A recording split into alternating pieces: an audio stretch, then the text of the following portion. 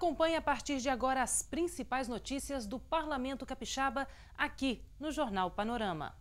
5 de outubro é um dia marcante para a cidadania brasileira. É a data da promulgação da Constituição Federal, que completa 24 anos, e da estadual, um pouco mais nova. Confira agora na reportagem especial de Karina Borgo o que mudou na nossa vida com a aprovação dos textos legais.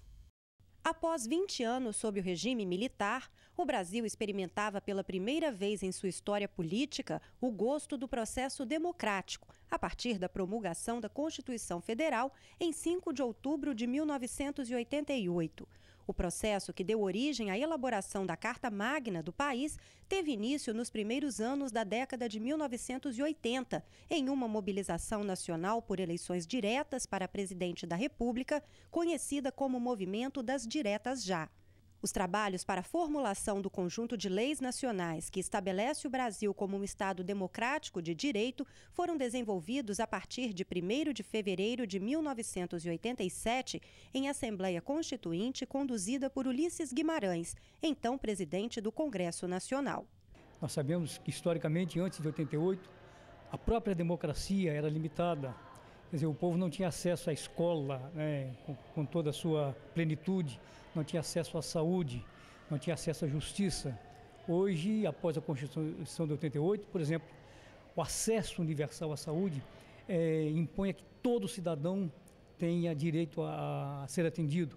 Antes, se você não fosse empregado com carteira assinada, você era atendido como indigente. A partir de 1989, os estados iniciaram a elaboração de suas constituições, também com abertura à participação da sociedade civil. A Constituição do Espírito Santo foi promulgada em 5 de outubro de 1989, exatamente um ano após a promulgação da Constituição Federal. E nestes 23 anos de existência, já recebeu mais de 60 emendas ao texto original, 10 a menos que as emendas constantes do texto federal. O deputado Cláudio Vereza participou do processo de elaboração da Constituição Federal e lembra o clima de euforia. Todos queriam participar, todos queriam apresentar suas demandas, suas propostas, e isso se deu ou diretamente lá na Constituinte, com as audiências públicas, ou por meio de emendas populares.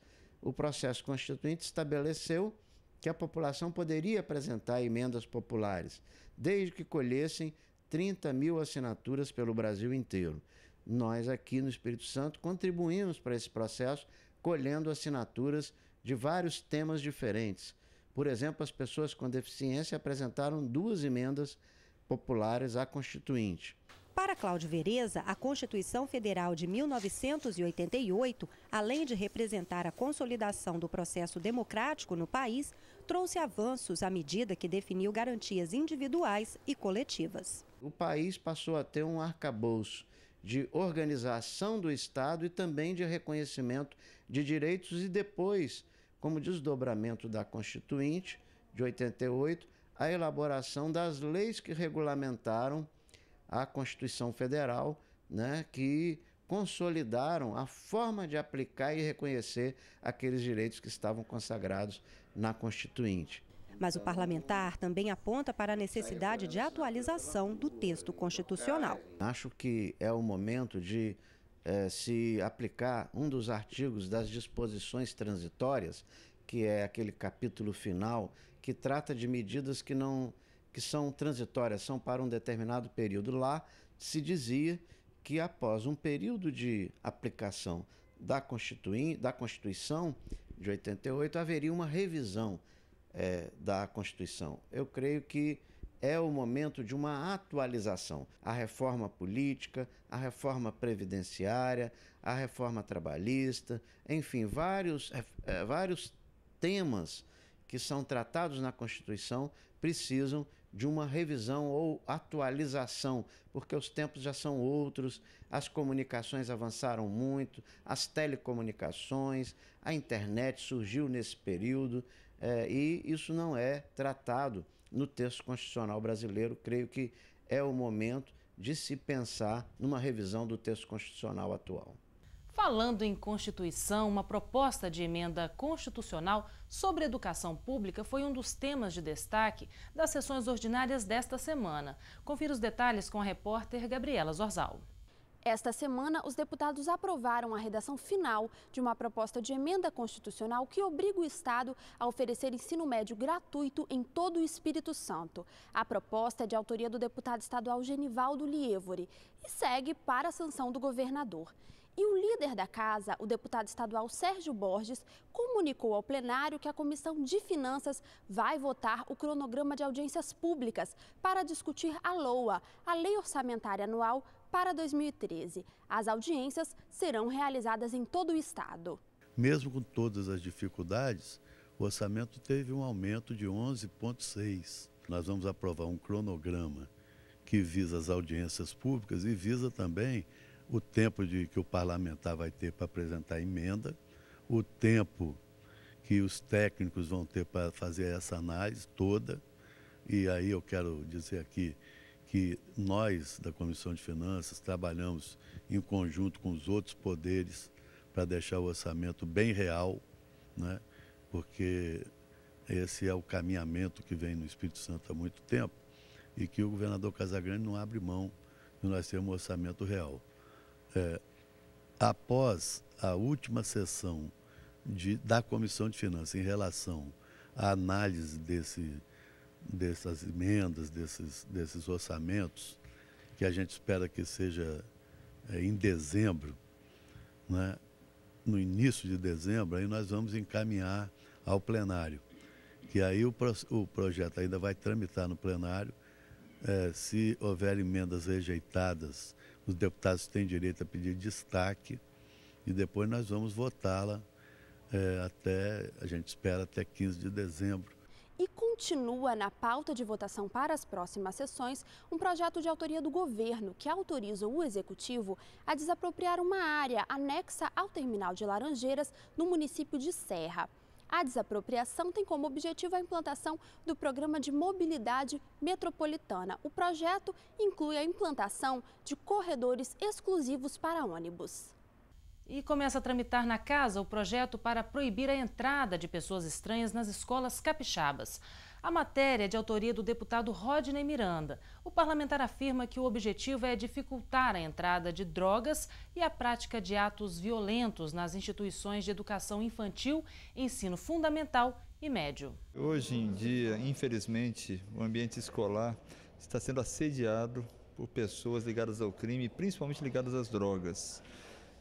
Inclusive ex-alunos, alunos expulsos, traficantes mesmo. Então a ideia é a gente ter um mínimo de controle do acesso dessas pessoas para que nesse ambiente só fiquem os profissionais de educação, os alunos, logicamente, e os seus familiares. Também começam a tramitar na casa 2 projetos de lei de autoria do deputado Roberto Carlos. Um deles dispõe sobre o pagamento de meia entrada nos eventos culturais para os professores das redes pública e privada de ensino. Outra matéria estabelece as normas para os concursos públicos realizados no Estado.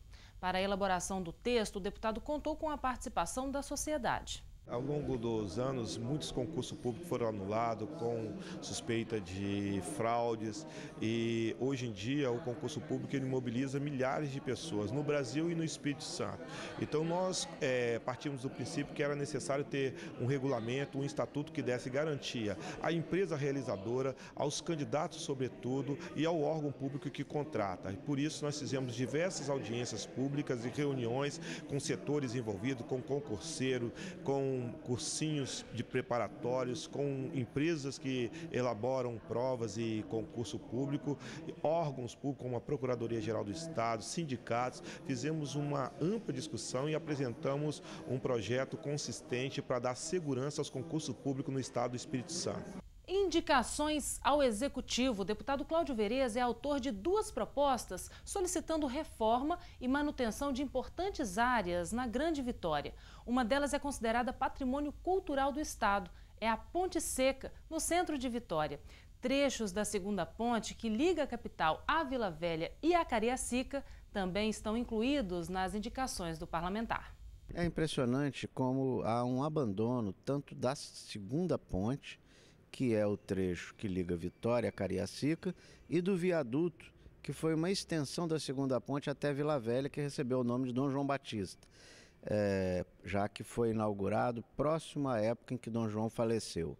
Está muito abandonado, com muita terra e, pior, à noite é uma escuridão total, com a iluminação completamente apagada, merecendo por parte do DER um tratamento especial de recuperação da iluminação e de manutenção da própria ponte.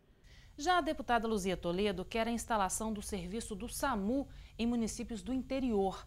A parlamentar sugere o sistema em Castelo, Guaçuí, Divino de São Lourenço e Dores do Rio Preto. Nós temos que ter no interior o mesmo atendimento, a mesma qualidade do que nos grandes centros. Por exemplo, a Grande Vitória tem o SAMU, mas nós temos que ter nos municípios também, principalmente Dores do Rio Preto, que fica lá no Caparaó, na divisa com Minas Gerais. Agora, veja vocês, tem que sair de lá, tem que bater em Cachoeiro de Itapemirim, ou então Vira Vitória. Nós já estamos, o Estado do Espírito Santo cresceu de tal forma e desenvolveu de tal forma, hoje o nosso Estado é um Estado que está pronto para melhorar os serviços ao nosso povo. Um SAMU é melhorar a qualidade de vida da nossa população. Por isso que eu pedi para 4 municípios ao governador, fazendo a indicação para o governador, e eu espero que o governador realmente aceite. Uma visita ilustre e muita emoção no Parlamento Capixaba. Confira a vinda do aposentado Natalício Antônio da Silva à Assembleia Legislativa do Estado. Encantamento. Esta é a palavra para descrever a emoção do aposentado Natalício Antônio da Silva ao visitar a capital do estado pela primeira vez. Aos 77 anos, ele saiu do pequeno distrito de Gabiroba, em Mimoso do Sul, para conhecer Vitória. E 2 locais não poderiam ficar de fora do roteiro da visita: a praia e o Parlamento Capixaba. Natalício foi recebido por deputados e acompanhou a sessão ordinária desta terça-feira. A curiosidade e a disposição do aposentado mostraram que não existe idade para aprender coisas novas. Para mim, está sendo uma maravilha. Para mim, está sendo um pouco que eu estou entrando num céu aberto, entendeu? Que a gente se sente satisfeito. E o senhor acompanha a política? O que o senhor acha? É importante o cidadão acompanhar a política? Hoje o senhor está aqui na Assembleia conhecendo. É importante? O senhor acha que é importante? Muito importante. Muito importante. Importante que a gente reconhece os companheiros, que a gente está vendo eles, entendeu? E eles também passam também conhecer a gente. E foi a primeira vez que o senhor viu o mar também. Como é que foi essa emoção? Primeira vez que eu vi o mar, aquela coisa linda ali na beirada ali, eu falei assim, rapaz, mas que coisa linda, rapaz. É com que a gente está entrando num mundo novo, né? Para mim, um mundo novo aqui, pra gente. Domingo é dia de escolher os prefeitos e vereadores que vão governar as cidades e definir as políticas municipais pelos próximos 4 anos. Veja os detalhes do processo eleitoral do Espírito Santo na reportagem de Larissa Lacerda. Quase 3 milhões de eleitores vão às urnas no Espírito Santo. A votação começa às 8 da manhã e termina às 5 da tarde. Serão eleitos no estado 838 vereadores e 78 prefeitos. São obrigados a votar os eleitores que têm idade entre 18 e 70 anos de idade. É facultativo o voto aos analfabetos e aos eleitores que têm entre 16 e 17 anos de idade, e há quem tem mais de 70 anos de idade. No dia da eleição, não é permitido nenhum tipo de propaganda eleitoral. Por isso, os candidatos e também os eleitores devem tomar alguns cuidados. É permitido usar broches, adesivos e bandeira dos candidatos, mas essa manifestação deve ser silenciosa e individual. O eleitor não pode entrar na cabine de votação com celular, máquina fotográfica ou filmadora. E para não esquecer os números dos candidatos, pode-se levar a famosa colinha ou os santinhos. No dia da eleição, é proibida qualquer tipo de boca de urna, arregimentação de eleitor, propaganda por meios sonoros de partido ou candidatos. Isso é crime. pode dar cadeia de detenção de 6 meses a 1 ano. Em todo o Espírito Santo, estarão funcionando 1.690 locais de votação, com mais de 7.700 sessões eleitorais. O eleitor que tem dúvidas sobre seu local de votação pode acessar o site do TRE, www.tre-es.gov.br. Para os quase 4.000 eleitores capixabas com deficiência física, o Tribunal Regional Eleitoral do Espírito Santo planejou 419 sessões especiais. Todas as urnas eletrônicas possuem o código Braille, que também garante o acesso às eleições ao deficiente visual. A expectativa do Tribunal Regional Eleitoral é que entre as 9 e 10 horas da noite deste domingo, os capixabas já conheçam prefeitos e vereadores que irão governar os municípios nos próximos 4 anos. Nas cidades com mais de 200.000 eleitores, se nenhum dos candidatos a prefeito conseguir 50% dos votos válidos, mais um, será realizado o segundo turno no dia 28 de outubro. O eleitor que não comparecer à eleição e não puder votar, ele tem 60 dias para, junto ao cartório eleitoral, provar ou justificar essa razão e ser dada a quitação eleitoral para ele. E o Jornal Panorama fica por aqui, mas você pode continuar acompanhando o trabalho dos deputados através do nosso site, do Facebook e também do Twitter. Muito obrigada pela sua audiência de sempre e até o nosso próximo encontro. Até lá!